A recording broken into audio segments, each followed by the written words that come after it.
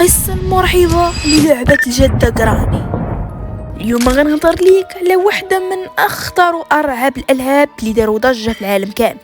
لعبة ماشي بحال باقي اللعب، كتدخل ليها وكتلقى راسك محبوس في دار مظلمة وكتجيك واحد الجدة كتقلب عليك باش تقتلك وكتسمع أضعف حركة كديرها. لكن واش فعلا هاد اللعبة غير ترفيه ولا فيها لعنة مخبية؟ خليك معايا حيت غنحكي لك القصة الكاملة للعبة جراني وغنوريك النظريات والحوادث المرعبة اللي كتدور حول هاد اللعبة. وبالنسبه للناس جداد معكم من لوكا ستوريز راهي القصص الواقعيه. الا كان كيعجبك القصص الواقعيه والمرعبه ما تنساش دير اشتراك وتفعل زر الجرس باش يوصلك كل جديد، وشد معايا بلاصتك لان الرعب غيبدا من دابا.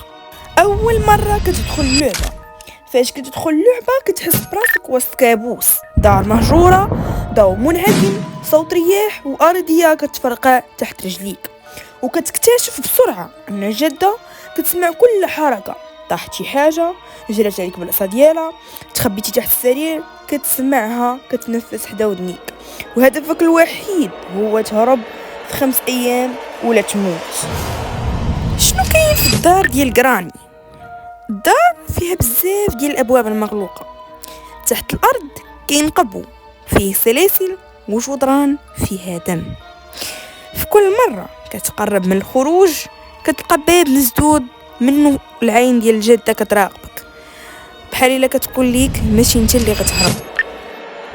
النظريه المرعبه اللي كتدور حول لعبه الجده جراني، واحد النظريه كتقول ان جراني كانت انسانه حقيقيه، مرأة عاشت في قريه مهجوره، كانت كتكره الاطفال وكتعذبهم وكتحبسهم في القبو حتى كيموتوا.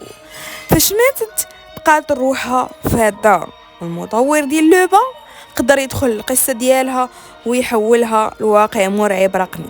واش صدفه ولا فعلا المطور دخل في شي طاقه مظلمه بلا ما يحس؟ من الأحداث الغريبة اللي وقعت للاعبين في لعبة الجدة جراني، في 2020 واحد اللاعب كتب في منتدى: فاش لعبت جراني في الليل بدات الحوايج كتتحرك في الغرفة بوحدة، حسيت بشي يدين كيشدو رجلي، شعلت الضوء وما لقيت حتى شي حد. بعد أسبوع هاد اللاعب اختفى وهاتفه تباع في موقع مظلم، والمثير لقاو فيه تسجيلات فيها الصوت ديالو وهو كيقول: هي دخلات ما قدرتش نهرب. جراني ماشي لعبة، راه تجربة نفسية مرعبة، وشي ناس كيحلفوا ان الجدة كتجيهم في الحلم بعد اللعب وكتهمس ليهم: رجع مازال مسالينا. واش غادي تقدر تهرب من دارها ولا غتبقى محبوس في وسط الكوابيس ديالها؟ كتب لي في التعاليق شنو وقع لك ملي لعبتي جراني، وشنو نظرتك، لعبه ولا لعنه؟ وإلا وصلتوا لهنا شكرا على المتابعه ديالكم، وما تنساش تخلي لايك باش الا وصلنا ل1000 لايك في هذا الفيديو غندير لكم بزاف الفيديوهات على القصص الحقيقيه والمرعبه وراء بزاف اللعب.